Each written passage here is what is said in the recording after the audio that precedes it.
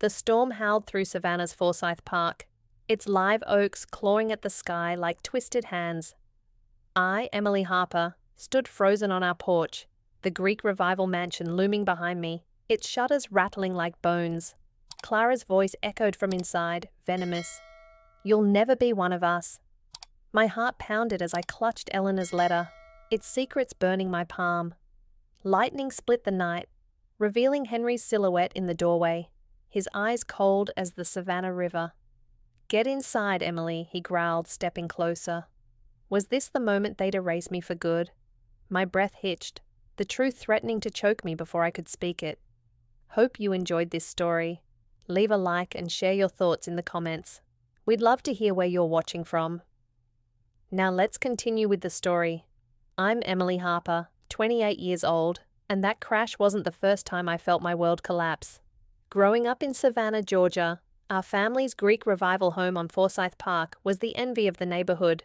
White columns, black shutters, and a lawn clipped to perfection. From the outside, we were the picture of Southern charm. Clara, my mother, a socialite with a honeyed drawl. Henry, my father, a former surgeon turned corporate lawyer. Vivian, my younger sister, the golden child. And me, the dutiful daughter who never quite fit.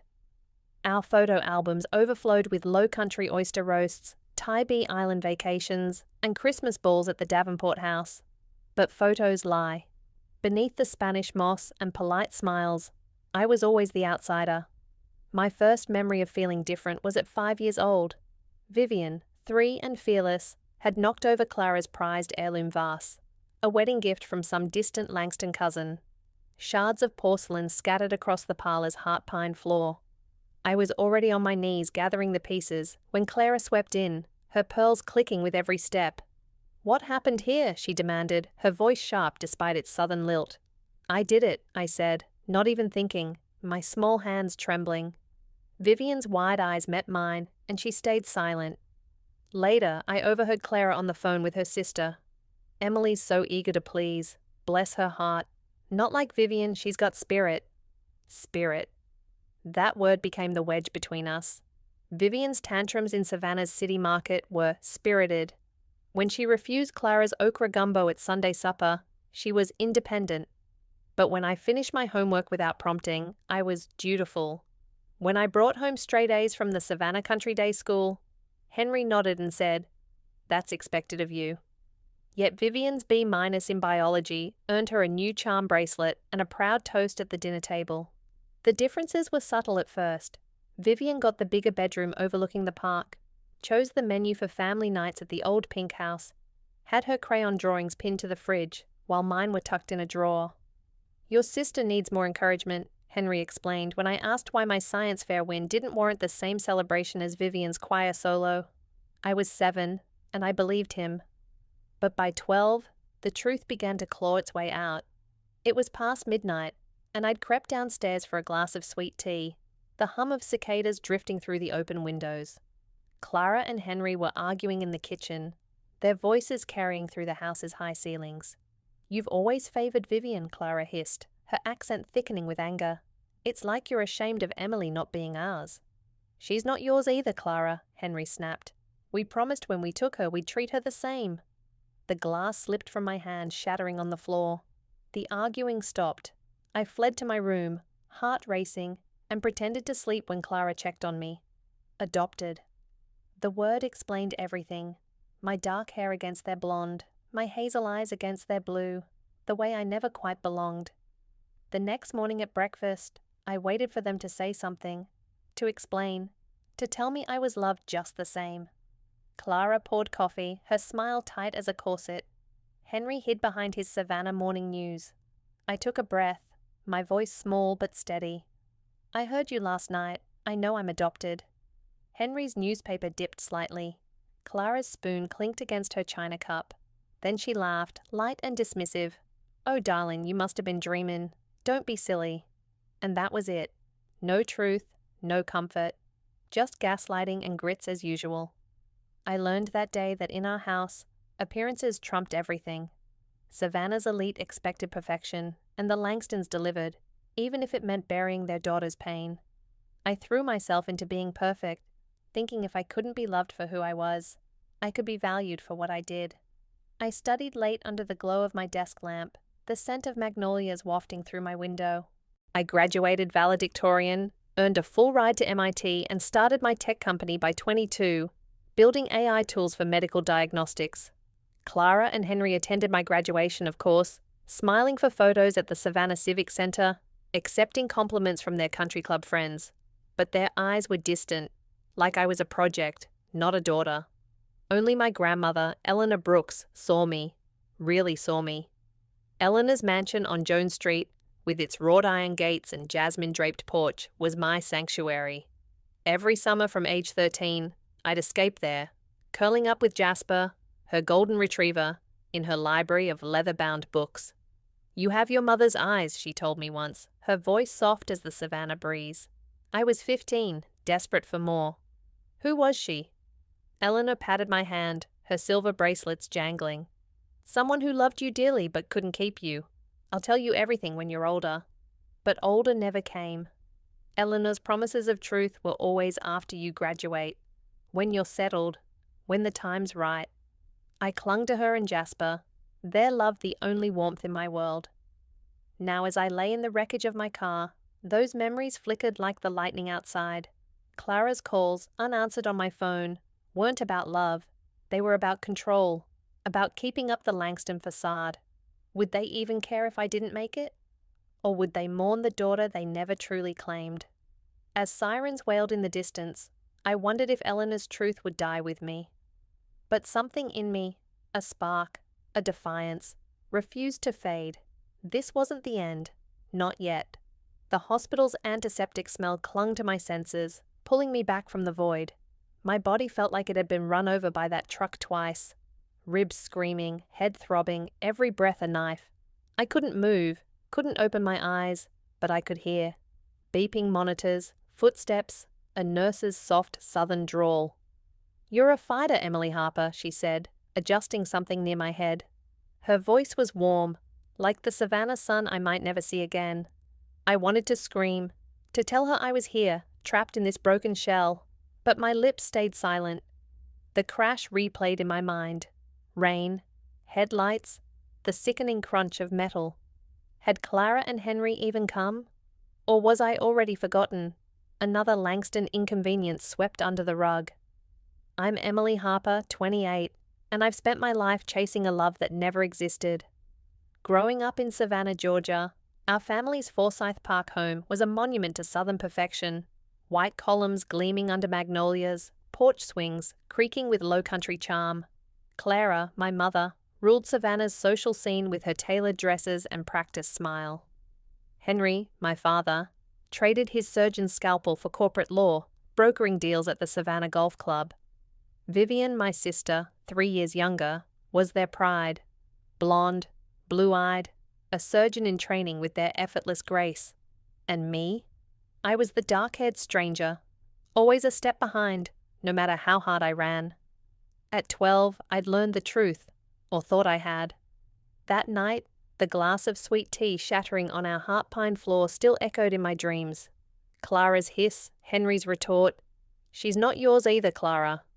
We promised we'd treat her the same. Adopted. The word was a key, unlocking years of slights. Vivian's bigger room, her artwork on the fridge, her tantrums called spirit while my obedience was duty. I'd confronted them at breakfast, my voice trembling. I know I'm adopted. Clara's laugh, light as a debutante's, cut deeper than any blade. "Darling, you were dreamin'. Don't be silly." Henry's newspaper didn't budge. I was 12, and I learned to swallow my questions, to bury my pain under Savannah's moss-draped lies. If I couldn't be loved, I'd be indispensable. I studied by lamplight, the scent of jasmine drifting through my window, earning straight A's at Savannah Country Day School. By 16, I was coding apps in Eleanor's library, her golden retriever Jasper curled at my feet. Eleanor Brooks, my grandmother, lived in a Jones Street mansion, its wrought iron gates guarding a world of books and antiques. She was my refuge, her silver bracelets jangling as she poured lemonade. "You have your mother's eyes," she'd say, her voice soft with secrets. Who was she? I'd ask, but Eleanor always deflected. "When you're older, darling, I promise her promises were my lifeline. But older never came. She'd say, after you graduate, when you're settled, and I'd wait. Jasper's warm weight against my leg the only constant. I pushed harder, graduating valedictorian, winning a full ride to MIT. At 22, I founded my tech startup, building AI tools to diagnose diseases faster than any doctor. Savannah's elite whispered my name at garden parties, but Clara and Henry's praise was reserved for Vivian. Her B- in organic chemistry earned a pearl necklace. My MIT degree got a nod and a "That's nice, Emily." At a Forsyth Park picnic, Clara bragged about Vivian's surgical residency to her junior league friends, then turned to me. "And Emily's doing something with computers, isn't she?" Her smile was a blade, dulled by years of use. I gripped my sweet tea, forcing a laugh. "Yeah, Mama, just revolutionizing medicine." The table chuckled, but her eyes stayed cold. Eleanor saw me, though. Summers at her mansion were my escape, Jasper's tail thumping as we read on her porch swing. She'd tell stories of old Savannah, cotton barrens, jewels under oaks, but never about my birth mother. "She loved you," Eleanor said once, her gaze distant. "Why'd she give me up?" I pressed, 16 and desperate. Eleanor squeezed my hand. "Life's complicated, Emily. I'll tell you soon." Soon stretched into years, and I stopped asking, afraid the truth would break the fragile bond we shared. Jasper's brown eyes held no secrets, only love, and I clung to that. By 25, I was a stranger in my own family. Vivian's surgical residency at Memorial Health was the talk of Savannah's cocktail circuit. Clara planned her debutante ball like a military campaign, while my startup's $1 million funding round barely registered. At a Tybee Island crab boil, Henry clapped Vivian's shoulder. "Our girl's saving lives." I smiled tightly. "My AI's saving lives too, Daddy." He waved it off. "Business is different, Emily. Medicine's noble." I stared at the marsh, the salt air stinging my eyes. Why was I still trying? The hospital monitor beeped, pulling me back. A new voice, Clara's, sharp despite its drawl. "Is she even alive?" My heart lurched. They'd come. Maybe they cared. But Henry's reply was ice. "Does it matter? She's not ours, Clara." I wanted to scream, but my body betrayed me. Silent as the grave they seemed to wish for me. The nurse, Grace, her name was Grace, murmured, "You'll hang in there, Emily. I'm right here." Her warmth was a lifeline, but Clara's next words drowned it out. "We need to talk about Mother's estate." Estate? Eleanor's mansion? They thought I was dying, and they were already carving up my inheritance. Darkness pulled me under again, but one thought burned. I'd survive this, and they'd face the truth they'd buried. The hospital's fluorescent lights buzzed faintly, a cruel reminder I was still alive. My body was a prison, ribs cracked, collarbone shattered, brain swollen from the crash that nearly ended me on Savannah's rain-soaked streets. I drifted in and out, caught in a haze of pain and Grace Thompson's gentle voice. "You're doing great, Emily," she'd say, her Savannah accent soft as Spanish moss. I couldn't respond, couldn't tell her I heard every word, but her presence kept me tethered. Grace, a nurse with calloused hands and a single mother's grit, played soft music from her phone, Dolly Parton, Taylor Swift, filling the sterile room with hope. "My daughter loves this song," she'd murmur, and I'd wonder about the girl who gave Grace her strength. I'm Emily Harper, and I've spent 28 years chasing a family that never wanted me. Savannah's Forsyth Park was my childhood stage, our Greek revival home a shrine to the Langston legacy. Clara, my mother, orchestrated our lives like a junior league pageant, perfect smiles, perfect manners, perfect lies. Henry, my father, traded his scalpel for law firm handshakes, his ambition outpacing his warmth. Vivian, my sister, was their star, her surgical residency the crown jewel of their pride. I was the shadow, my dark hair and hazel eyes a constant reminder I wasn't theirs by blood. At 12, I'd overheard the truth, adopted, a secret Clara and Henry buried under Savannah's polished facade. Their denial at breakfast, "You were dreaming, darling," cut deeper than the glass I'd shattered. I vowed to earn their love, to be so perfect they'd have no choice but to claim me. I studied until dawn, the glow of my laptop battling the cicada's hum, By 18, I'd won a full scholarship to MIT, coding algorithms that could outthink most doctors. At 22, my startup landed major funding, its AI tools diagnosing diseases faster than Vivian's scalpel could cut. Savannah's elite raised their mint juleps to me at garden parties, but Clara and Henry's eyes stayed on Vivian. 3 years ago, at Savannah's Low Country Gala, the truth erupted. The DeSoto Hotel's ballroom glittered with chandeliers and old money. Clara in her emerald gown, Henry charming a circuit judge. Vivian, radiant in white, was the belle of the night, her residency the talk of the room. I stood at the bar, my black dress clinging to my skin, my startup's latest award heavy in my clutch. A society matron asked Henry about his daughters. Vivian's a surgeon, saving lives, he boasted. And Emily? She's in tech. His pause was a knife. I downed my bourbon, the burn fueling my courage. I'm adopted, aren't I said, loud enough for the table to hear. Clara's smile froze. Henry's jaw tightened. Not here, Emily, he hissed, but I couldn't stop. You've never loved me like Vivian. Why? The room went quiet, Savannah's elite leaning in. Vivian's eyes widened, her champagne flute trembling. Clara laughed, high and brittle. Oh, darling, you've had too much to drink. But Henry's voice was steel. She's right, Clara. She's not ours. The admission hung in the air, raw and ugly. I stared at them, my chest heaving. All these years you lied. You made me think I was crazy. Clara reached for me, her bracelets clinking. Emily, let's talk at home. I backed away. Number, I'm done. I stormed out, the humid Savannah night swallowing me whole. Whispers followed. Langston drama, fodder for the country club. I cut them off, all but Eleanor. Her Jones Street mansion was my haven, Jasper's tail thumping as we sat on her porch swing. They're fools, she said, her voice fierce. You're more Langston than they'll ever be. I pressed her about my birth mother. She was family, Eleanor admitted, her eyes distant. I'll tell you soon, I swear. But soon didn't come. 6 months ago, Eleanor died in her sleep, her heart giving out before her secrets could. I was in San Francisco, pitching to investors, when Thomas Reed, her attorney, called. I missed her funeral, Clara and Henry not bothering to tell me. Thomas's letter arrived a week later. Eleanor left me her mansion, her fortune, everything, and Clara and Henry wanted it. Back in the hospital, Grace's voice broke through. Your parents are here, Emily. I'll keep an eye on 'em. My heart sank. They'd come, but not for me. I heard Clara's heels click, her voice low and urgent. What about Mother's estate? If Emily doesn't pull through? Henry cut her off. She won't. We'll handle it. Handle it? I was their daughter, legally, morally, and they were plodding over my body like vultures. Grace's gasp told me she'd heard.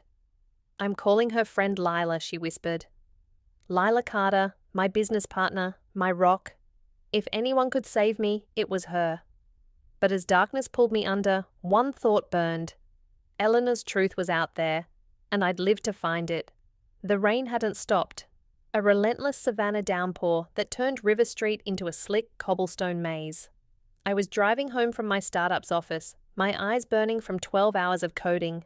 My phone buzzed.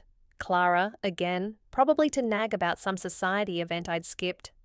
I ignored it, focusing on the road, the wipers struggling against the storm. Lightning flashed, illuminating the live oaks like spectres. Then, headlights. Too close, too fast. A truck swerved across the center line at the Bull Street intersection, a notorious blind spot. I yanked the wheel, but the impact was deafening. Metal screaming, glass exploding. My car flipped, spinning into darkness. Pain seared through my ribs, my collarbone, my skull. As the world faded, I thought of Eleanor's mansion, Jasper's warm fur, and the truth she never told me. Was this how it ended? I'm Emily Harper, and I've spent my life fighting to belong in a family that never claimed me. That crash was no accident. It was fate, forcing me to face the lies I'd lived with for 28 years. In Savannah, our Greek revival home on Forsyth Park was a stage for Clara and Henry Langston's perfect southern life. Clara, with her junior league luncheons and honeyed drool, curated our image like a museum exhibit. Henry, once a surgeon, now brokered deals at the Savannah Golf Club, his ambition colder than the marsh winds. Vivian, my sister, was their golden child, her surgical residency their pride. I was the outsider, my dark hair and hazel eyes a silent accusation of my adoption, confirmed at 12, but buried under Clara's gaslighting smiles. Now I was trapped in a hospital bed at Memorial Health, my body a wreck, 3 broken ribs, a shattered collarbone, a traumatic brain injury. I couldn't move, couldn't speak, but I could hear, my mind awake in a prison of flesh. The monitors beeped, a steady rhythm against the storm outside. Grace Thompson, the nurse with a soft Savannah accent, was my anchor. "You're doing great, Emily," she said, adjusting my IV. Her hands were calloused, her voice warm with a single mother's resilience. She played Dolly Parton on her phone, the notes weaving through my haze. "My girl loves this one," she'd say, and I imagined her daughter, a spark of light in Grace's hard-won life. I drifted, memories clawing at me. At 16, I'd sat on Eleanor's porch swing, Jasper's golden retriever warmth against my leg. Her Jones Street mansion, with its jasmine vines and creaking floors, was my sanctuary. "You have your mother's eyes," Eleanor had said, her silver bracelets jangling. "Who was she?" I'd begged, but she'd only promised, "Soon, darlin'." That promise echoed now, unfulfilled. I'd built a tech empire, my AI diagnostics saving lives, but Clara and Henry never cared. At a Tybee Island crab boil, Henry had toasted Vivian's residency while dismissing my startup as business, not medicine. 3 years ago, at the Low Country Gala, I'd forced the truth, my adoption, into the open, only to walk away from their lies. Footsteps broke my haze. Clara's heels clicked, her perfume sharp even through my oxygen mask. "Is she stable?" she asked, her voice clipped, like I was an inconvenience. Henry's reply was colder. "What's her prognosis, doctor?" Dr. Patel, the neurologist, explained. "Brain swelling, induced coma, surgery needed for an orbital fracture. The next 24 hours are critical," he said. "We need your authorization for treatment." Silence. Then Clara, her drawl venomous. "There's a misunderstanding. Emily's not our daughter. Not really." My heart stopped, though the monitors didn't. "Adopted," Henry added, smooth as a lawyer. "Informally. No legal papers. We're not responsible." Dr. Patel's voice tightened. "She listed you as emergency contacts." Clara snapped. "We owe her nothing." Nothing. The word was a blade, sharper than the crash. They'd raised me for 28 years, paraded me at Savannah's galas, yet here, in my darkest hour, I was disposable. Henry spoke again, his tone calculating. "What about her grandmother's estate? If she doesn't make it," Clara cut in, "we'll handle it. Mother wasn't in her right mind leaving everything to Emily. Eleanor's mansion, her fortune, my inheritance. They thought I was dying, and they were already plotting." I screamed inside, but my body stayed silent. Dr. Patel's voice was ice. "Without authorization, we'll proceed under emergency protocols. Nurse, document this." Grace's pen scratched, her breath hitching. "I've never seen anything like it," she whispered as their footsteps faded. Grace stayed, her voice a lifeline. "I'm calling your friend Lila, Emily. She'll know what to do." Lila Carter, my business partner, the one person who'd always had my back. As pain pulled me under, I clung to one thought. I'd survive this, and Clara and Henry would face the truth they'd buried under Savannah's polished lies. The hospital room was a blur of beeping monitors and sterile white walls, Savannah's storm raging outside. My body was a battlefield, ribs broken, collarbone fractured, brain swollen from the crash that flipped my car on River Street. I was awake inside, trapped in a medically induced coma, every sound a lifeline to the world I couldn't reach. Grace Thompson, my nurse, was my constant, her Savannah drawl a soft anchor. "You're a tough one, Emily Harper," she'd say, adjusting my IV with hands rough from years of hard work. She played Taylor Swift on her phone, her voice cracking as she told stories of her daughter Mia, a 10-year-old who loved drawing. "She'd like you," Grace said, and I wanted to tell her I was listening, that her warmth kept me from sinking. "I'm Emily Harper, and I've spent my life proving I was worth loving." Growing up in Savannah's Forsyth Park, Our family's Greek revival home was a facade of southern perfection. Clara Langston, my mother, was the queen of Savannah's social scene, her pearls and practiced smile hiding a heart as cold as the Savannah River in winter. Henry, my father, swapped his surgeon scrubs for corporate law, his ambition outshining his affection. Vivian, my sister, was their pride, her blonde hair and blue eyes a mirror of their own, her surgical residency their crowning achievement. I was the odd one out, my dark hair and hazel eyes a reminder of the adoption they denied when I was 12, gaslighting me with smiles and sweet tea. That denial drove me to perfection. I studied until dawn, the cicadas hum my only company, earning a scholarship to MIT. By 22, my startup's AI was revolutionizing medical diagnostics, outpacing even Vivian's scalpel. Savannah's elite toasted my success at garden parties, but Clara and Henry saved their praise for Vivian's B-minuses. At a low-country oyster roast, Clara bragged about Vivian's residency, while dismissing my funding round as tech nonsense. 3 years ago, at the DeSoto Hotel's Low Country Gala, I'd forced the truth out, accusing them of favoring Vivian. Henry's admission, "She's not ours," shattered me, and I walked away, keeping only Eleanor's love and Jasper's loyalty. Eleanor Brooks, my grandmother, was my haven.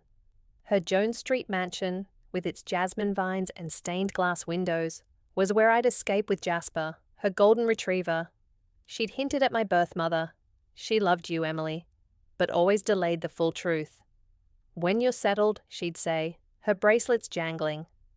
When she died 6 months ago, I was in San Francisco, pitching to investors. Clara and Henry didn't tell me about her funeral. Thomas Reed, her attorney, sent a letter. Eleanor left me her mansion, her fortune, everything. I should have known Clara and Henry would come for it. In the hospital, Grace's voice pulled me back. "Your friend Lila's here," she said, her tone fierce. Lila Carter, my business partner, stormed in, her voice cutting through the fog. "Authorize the surgery, Dr. Patel. I've got her power of attorney." I wanted to cry with relief, but my body stayed silent. Grace whispered, "Lila's a force, Emily. She's fighting for you." Later, Lila's voice was low, urgent, talking to Thomas Reed. "Clara and Henry are filing for conservatorship. They're claiming Emily's incompetent to steal Eleanor's estate. My blood would have boiled if I could have felt it. They'd left me to die, and now they were using my coma to rob me." Grace stayed through the night, her stories of Mia grounding me. "She drew a picture for you," she said, describing a crayon sketch of a dog like Jasper. I clung to that image, to Jasper's warmth in my memories. Surgery loomed. Dr. Patel mentioned an orbital fracture, brain swelling, a long road ahead. Lila's voice was steel. "She'll make it. She's stronger than they know." As the anesthesia pulled me under, I saw Eleanor's porch swing, Jasper's brown eyes, and a letter I hadn't yet read. Eleanor's truth was out there, and I'd live to find it. Clara and Henry thought they'd won, but I was just beginning. The hospital room was a haze of pain and antiseptic, Savannah's grey dawn seeping through the blinds. My eyes fluttered open, the first time in days, and the world was too bright, too sharp. My ribs throbbed, my collarbone burned, and my head felt like it had been split open. The crash on River Street had left me broken. 3 fractured ribs, a shattered collarbone, a traumatic brain injury. But I was alive. Barely. The breathing tube was gone, my throat raw as sandpaper. Grace Thompson, my nurse, leaned over me, her Savannah drawl soft as a lullaby. "Welcome back, Emily Harper. You scared us." Her smile was warm, but her eyes held a shadow, like she knew the betrayal I'd heard in my coma. "I'm Emily Harper, and I've spent 28 years fighting for a family that threw me away." In Savannah's Forsyth Park, our Greek revival home was a monument to Clara and Henry Langston's polished lies. Clara, my mother, was a socialite whose junior league luncheons masked a heart as cold as the Savannah River. Henry, my father, swapped his surgeon scrubs for corporate law, his ambition outshining any love for me. Vivian, my sister, was their golden child, her surgical residency their pride, while I, the adopted outsider, was never enough. At 12, I'd overheard their argument, "She's not yours either, Clara," but their gaslighting smiles buried the truth. 3 years ago, at the Low Country Gala. I'd forced their admission of my adoption, only to walk away from their rejection. The crash wasn't the worst of it. In my coma, I'd heard Clara and Henry refuse to authorize my treatment, claiming I wasn't their real daughter. They'd left me to die, already plotting to steal Eleanor's estate, my grandmother's Jones Street mansion, her fortune, her legacy. Grace had called Lila Carter, my business partner, who'd authorized the surgery that saved me. Now, as I blinked against the hospital's fluorescent glare, Lila sat beside me, her dark curls pulled back, her eyes fierce. "You're awake," she said, gripping my hand. "We've got work to do." My voice was a croak. "Eleanor? She left something?" Lila nodded, pulling an envelope from her bag. The paper was heavy, Eleanor's elegant script spelling my name. My hands trembled as I opened it, Grace hovering like a guardian. Inside was a letter, its words a lifeline. "My dearest Emily," it began. "If you're reading this, I've failed to tell you the truth myself. Forgive me. Your mother was my niece, Sophie, a bright girl who got pregnant at 18. She loved you but couldn't keep you. I arranged your adoption with Clara and Henry, thinking they'd love you as their own. I was wrong." My breath caught. Sophie, my mother. "Dead 5 years ago," Eleanor wrote, "in a car crash like mine. The adoption was legal, binding, despite Clara's lies to the hospital. You're my family, Emily," Eleanor ended. "The mansion, my estate, it's yours by blood and love." Tears burned my eyes, dripping onto Jasper's fur in my mind. Eleanor's golden retriever had been my comfort, his absence now a fresh wound. Lila squeezed my shoulder. "There's more. Clara and Henry are filing for conservatorship, claiming you're incompetent to manage Eleanor's estate." Rage surged, dulling the pain in my ribs. They'd left me to die, and now they wanted to steal my inheritance. Grace's voice was steel. "They won't get away with it. I documented everything they said. Her notebook, filled with their damning words, was my weapon. Physical therapy was hell. Every step sent shards of pain through my body, my legs wobbling like a newborn foal's. The therapist, Jake, was patient, but I pushed harder, driven by spite. "You're a machine," he said, steadying me. "I've got somewhere to be," I rasped, picturing Clara's face when I took back what was mine. Lila brought Jasper one day, sneaking him past security. His warm weight against my leg, his brown eyes steady, gave me strength. "Eleanor's watching," Lila said, and I believed her. Thomas Reed, Eleanor's attorney, visited, his silver hair glinting under the hospital lights. "The conservatorship filing is weak," he said, adjusting his glasses. "Your adoption papers are ironclad, and the hospital footage shows their abandonment." Footage. Grace had told Lila about security cameras capturing Clara and Henry's words. My voice shook. "I want them to know I know." Thomas nodded. "We'll make sure of it." As I gripped Eleanor's letter, a plan formed. A letter of my own. One that would shatter their lies under Savannah's moss-draped oaks. Lila's loft overlooked Savannah's Lafayette Square, its live oaks dripping with Spanish moss under a golden dusk. I sat at her dining table, my cane propped nearby, my body still aching from the crash that nearly killed me. Physical therapy had me walking again, but every step was a reminder of what Clara and Henry had done. They'd left me to die in that hospital, claiming I wasn't their real daughter, plotting to steal Eleanor's estate while I fought for every breath. Now I was fighting back, and Savannah's historic charm wouldn't hide their sins much longer. I'm Emily Harper, and I've spent my life chasing a love that never came. In Savannah's Forsyth Park, our family's Greek revival home was a stage for Clara and Henry Langston's perfect Southern life. Clara's junior league luncheons and Henry's law firm deals painted us as Savannah royalty. But I was the adopted outsider, my dark hair and hazel eyes a silent rebuke. At 12, I'd learned of my adoption, only for Clara to gaslight me with her honeyed drawl. 3 years ago, at the Low Country Gala, I'd forced their admission, walking away from their rejection. Eleanor Brooks, my grandmother, was my only haven, her Jones Street mansion a refuge where Jasper, her golden retriever, loved me without condition. Eleanor's letter had changed everything.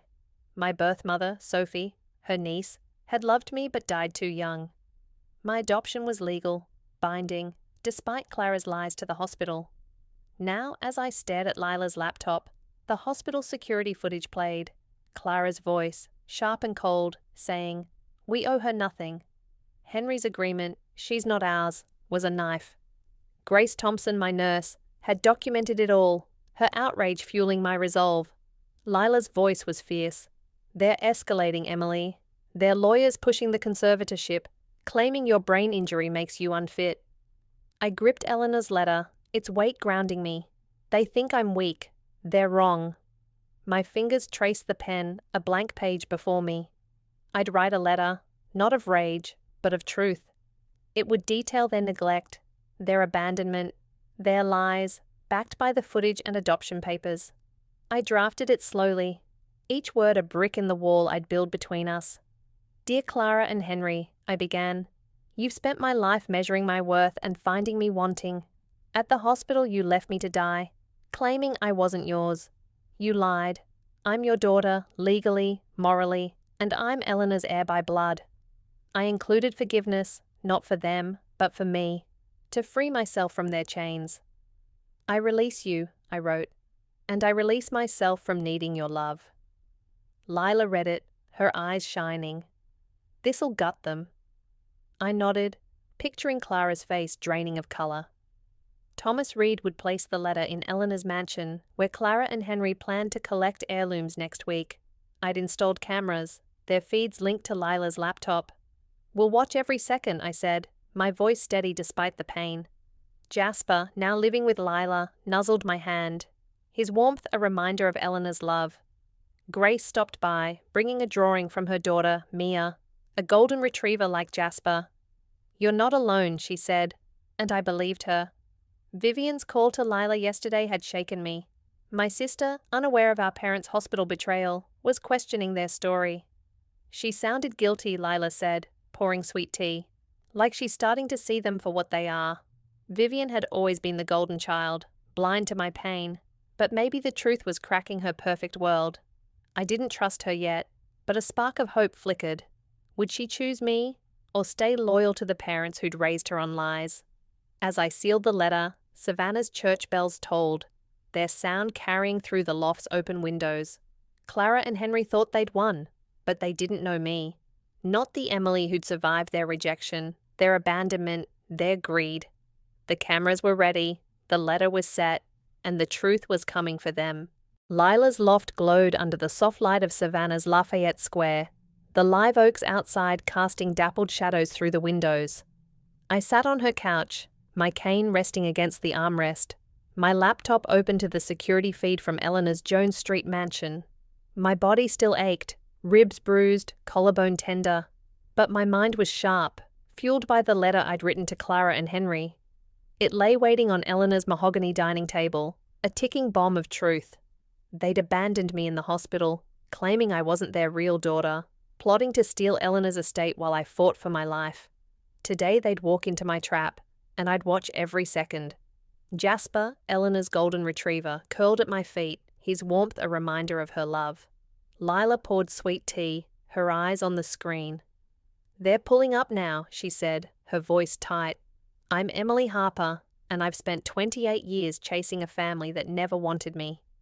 In Savannah's Forsyth Park, our Greek revival home was a stage for Clara and Henry Langston's southern perfection. Clara, my mother, ruled the junior league with her honeyed drawl and cold heart. Henry, my father, traded his surgeon's precision for corporate law, his ambition sharper than his love.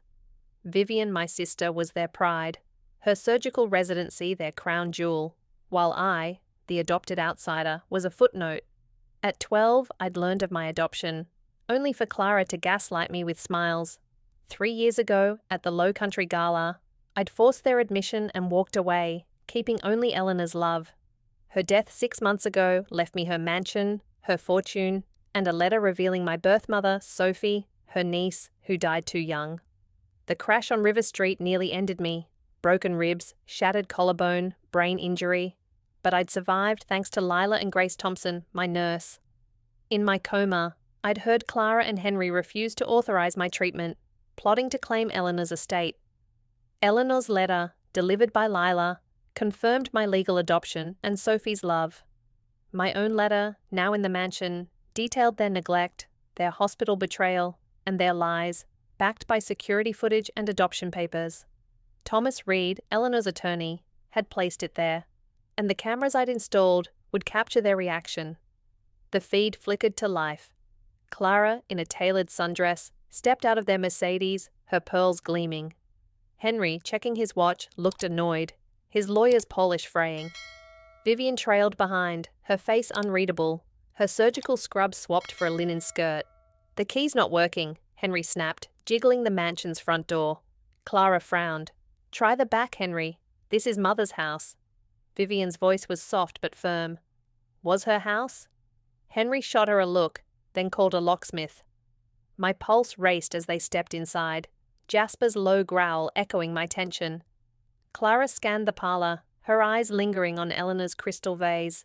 "This would look perfect in our foyer," she mused, her drawl dripping greed. Vivian's brow furrowed. "We're here for Daddy's childhood things, Mama, not to shop." Clara's smile was sharp. "Don't be naive, Vivian. Emily's not recovering enough to claim this. The judge will give us guardianship, and it'll all be ours." Vivian stiffened. "She's in physical therapy. Her doctors say she's doing better than expected." Henry descended the stairs, silver candlesticks in hand. "Her brain injury's another matter. The estate's secure for now." My blood boiled. They were already rewriting my survival. In the dining room, Henry spotted the envelope, my name in Eleanor's script. Thomas had used an old birthday card as reference. "What's this?" he said, picking it up. Clara snatched it, tearing it open. Her face drained of colour as she read, her hands trembling. "What is it?" Henry demanded, grabbing the letter. His jaw tightened, his eyes scanning my words, their neglect, their hospital abandonment, their lies about my adoption. Vivian reached for it, but Henry held it back. "Family business, Vivian." Her voice shook. "I'm family." She snatched the letter, her eyes widening as she read. "You left her to die?" she whispered, pulling out her phone to access the footage link I'd included. The dining room fell silent, save for the tinny audio from Vivian's phone. Clara's voice, cold and clear. "We owe her nothing." Henry's agreement. "She's not ours." Vivian's face crumpled, her surgical precision gone. "You told them she wasn't your daughter. You refused treatment." Clara collapsed into a chair, her pearls clicking. "It wasn't like that, darling. We were in shock." Vivian brandished the adoption papers I'd included. "She's your daughter, legally, and you abandoned her." Henry blustered. "It's complicated." The adoption was informal. Vivian's voice broke. "You raised her for 28 years. How could you?" She stormed out, the door slamming, leaving Clara and Henry in stunned silence. Clara's voice was shrill. "Now look what you've done, Henry. You've turned Vivian against us." Henry paced, clutching the letter. "She'll come around. We'll say the footage is fake. Deep fakes are everywhere." They rummaged through Eleanor's silver, plotting to spin their story, their greed laid bare. I closed the laptop, my heart pounding. Jasper nuzzled my hand, his brown eyes steady. Lila's voice was soft. "Vivian texted you. She wants to meet." The truth had shattered their world, and mine was just beginning to rebuild. The River Street Cafe buzzed with tourists, the Savannah River glinting under a late morning sun. I leaned on my cane, my body still fragile from the crash, ribs aching, collarbone stiff.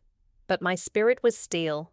Clara and Henry's betrayal, caught on Eleanor's mansion cameras, had shaken Vivian. She'd texted me last night, her words raw. "We need to talk." Now I waited at a corner table, the scent of coffee and pralines mixing with my nerves. Jasper, curled under my chair, sensed my tension, his golden retriever warmth grounding me. I'd survived Clara and Henry's abandonment, and my letter, detailing their neglect, their hospital betrayal, their lies, had hit its mark. But could Vivian, their golden child, choose me over them? I'm Emily Harper, and I've spent my life as an outsider in Savannah's Forsyth Park, where our family's Greek revival home hid Clara and Henry Langston's cold hearts. Clara's junior league charm and Henry's corporate law deals painted us as Southern royalty, but I, the adopted daughter, was never enough. Vivian, my sister, was their pride. her surgical residency their triumph. At 12, I'd learned of my adoption, only for Clara to gaslight me. 3 years ago, at the Low Country Gala, I'd forced the truth and walked away. Eleanor Brooks, my grandmother, was my haven. Her Jones Street mansion a refuge where Jasper's love was unconditional. Her death left me her estate, sparking Clara and Henry's greed. The crash on River Street, broken ribs, shattered collarbone, brain injury, nearly ended me. In my coma, I'd heard Clara and Henry refuse my treatment, claiming I wasn't theirs, plotting to steal Eleanor's fortune. Lila Carter, my business partner, and Grace Thompson, my nurse, saved me. Eleanor's letter revealed my birth mother, Sophie, her niece, and my legal adoption. My own letter, backed by hospital footage, had confronted Clara and Henry in Eleanor's mansion, pushing Vivian to see their truth. Now she stepped into the cafe, her blonde hair pulled back, her eyes red-rimmed. "Emily," she said, hesitating before sitting, "I didn't know." Her voice cracked as she pushed a coffee toward me, black, 1 sugar, the way I liked it. "I read your letter. Watch the footage. They left you to die." I nodded, my throat tight. "They've been leaving me my whole life, Vivian. You just didn't see it." She flinched, her surgical poise gone. "I saw them favor me. I thought it was because you were so perfect. I didn't know it was this." Her eyes met mine, raw with guilt. "You taught me to ride a bike, helped me with college applications. I never thanked you." I looked away, the river's glint blurring. "I did it because you're my sister, even when it hurt." Vivian reached for my hand, but I pulled back. 28 years, Vivian. They loved you without question, while I got scraps." She nodded, tears falling. "I'm sorry, I want us to be sisters, real sisters." I studied her, the golden child who'd benefited from their favoritism. Could I trust her? "Small steps," I said finally. "We start there." Relief flooded her face. "Small steps." Thomas Reed called later, his voice steady. "The conservatorship filings dead. The footage buried them." Clara and Henry's lawyer had withdrawn, their reputation crumbling as Savannah's elite whispered about their abandonment. They left town days later, fleeing to Florida without a word. Thomas uncovered more. Sophie's teenage pregnancy had been a scandal Clara feared would taint her social standing, explaining her resentment. It didn't excuse her, but it made her human. I moved into Eleanor's mansion, Jasper's paws echoing on the heart pine floors. Lila, Grace, and Vivian joined me for Sunday brunches, their laughter filling the rooms. Vivian brought pralines, a tentative peace offering. Jasper nuzzled her, and for the first time I saw a sister, not a rival. The mansion felt like home, its jasmine vines and stained glass windows a testament to Eleanor's love. I was building a family, chosen, not born, under Savannah's Spanish moss. Clara and Henry were gone, but their shadow lingered. Vivian's guilt, her effort to rebuild, was a start. As I sat on Eleanor's porch swing, Jasper at my side, I knew the truth had set me free, not to destroy, but to heal. The chandelier in Eleanor's dining room cast a warm glow over the mahogany table, its light dancing on the crystal glasses raised in a toast.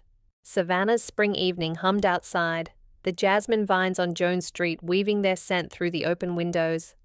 I stood at the head of the table, my cane long gone, my body healed from the crash that nearly ended me a year ago.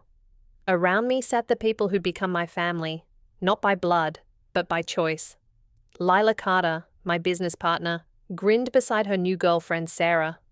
Grace Thompson, my nurse-turned-friend, laughed with her daughter, Mia, who clutched a crayon drawing of Jasper. Thomas Reed, Eleanor's attorney, swirled his champagne, his silver hair catching the light. Vivian, my sister, sat across from me, her smile tentative but real. Her colleague, Dr. Ryan Patel, beside her, his eyes soft with admiration. Jasper, Eleanor's golden retriever, sprawled under the table, his tail thumping like a metronome. I'm Emily Harper, and I've spent 28 years chasing a love that wasn't mine to earn. In Savannah's Forsyth Park, the Greek revival home of Clara and Henry Langston was a stage for their southern perfection. But I, their adopted daughter, was never enough. Clara's junior league charm and Henry's corporate law ambition hid their cold hearts, while Vivian, Their biological daughter shone as their pride. At 12, I'd learned of my adoption, only for Clara to gaslight me with her honeyed drawl. 3 years ago, at the Low Country Gala, I'd forced their admission and walked away, clinging to Eleanor Brooks, my grandmother, and her Jones Street mansion, where Jasper's love was my anchor. The crash on River Street, broken ribs, shattered collarbone, brain injury, was my breaking point. In my coma, I'd heard Clara and Henry refuse my treatment, claiming I wasn't their real daughter, plotting to steal Eleanor's estate. Lila and Grace saved me, and Eleanor's letter revealed my birth mother, Sophie, her niece, who loved me but died too young. My own letter, left in Eleanor's mansion, exposed their betrayal, backed by hospital footage. Vivian, shaken by the truth, chose to rebuild with me, while Clara and Henry fled Savannah in disgrace. Their social standing crumbled. Tonight, a year to the day since the crash, we celebrated not just my survival, but my rebirth. My startup had launched Bridge App, a tool inspired by my coma, using eye tracking and brain activity to help non-responsive patients communicate. At a Savannah Tech conference last month, doctors had called it revolutionary, and I'd felt Eleanor's pride from beyond. To family, I said, raising my glass, my voice steady. Not defined by blood or law, but by love, by choice, by showing up when it matters most. Glasses clinked, laughter rippling like the Savannah River outside. Vivian's eyes met mine, her nod a silent promise. We were sisters now, not rivals. Life in Eleanor's mansion was my own. I'd kept its heart, stained glass windows, heart pine floors, the porch swing where Eleanor and I had read, but added my touch, a tech lab in the attic, Jasper's toys scattered across the parlor. Vivian had moved into the East Wing, her surgical schedule clashing with my late-night coding, but we'd found a rhythm. Sunday evenings, we'd sprawl on the couch, mocking reality TV shows over pralines, discovering we both loved their absurd drama. I never knew you were this funny, she'd said once, laughing at my imitation of a contestant's meltdown. You never knew me, I'd replied. But the words held no sting, only truth. Our healing wasn't easy. We'd had raw conversations, her guilt over Clara and Henry's favoritism, my pain at being the outsider, her complicity in my isolation. One night under the mansion's live oaks, she'd cried, admitting she'd ignored my hurt to protect her perfect family. I'd forgiven her, not because she deserved it, but because I deserved peace. Small steps, we'd agreed, and they'd led us here, to this table, to this moment. Lila and Grace became fixtures, their Sunday brunches filling the mansion with gumbo and laughter. Mia's drawings covered the fridge, Jasper's tail wagging at her giggles. Thomas joined us, his dry humour a surprising delight, his legal work ensuring Eleanor's estate was mine forever. Clara and Henry were a fading shadow. Their last desperate lawsuit, claiming my letter caused them emotional distress, had been dismissed, the judge's ruling scathing. Truth wasn't harm. Savannah's elite shunned them, their Forsyth Park home sold to a young couple who filled it with kids and chaos. Vivian had heard they were in Florida, rebuilding their facade, but we didn't care. They'd left us long before they left Savannah, and we'd built something stronger without them. After dinner, I slipped onto the porch swing, Jasper at my side, the fireflies dancing in the twilight. Savannah's church bells tolled, their sound soft as a lullaby. I thought of Eleanor's letter, Sophie's love, my own words that freed me. The crash had nearly killed me, but it had also shown me who stayed. Lila, Grace, Thomas, Vivian, Jasper. Family wasn't blood. It was the hands that pulled you from the wreckage, the hearts that chose you. I was whole, not because Clara and Henry loved me, but because I loved myself, and that was enough. Have you ever redefined what family means to you? Share your story in the comments, like, and subscribe to join our journey. Let's build a community of chosen family right here under Savannah's oaks. Thank you for being part of mine.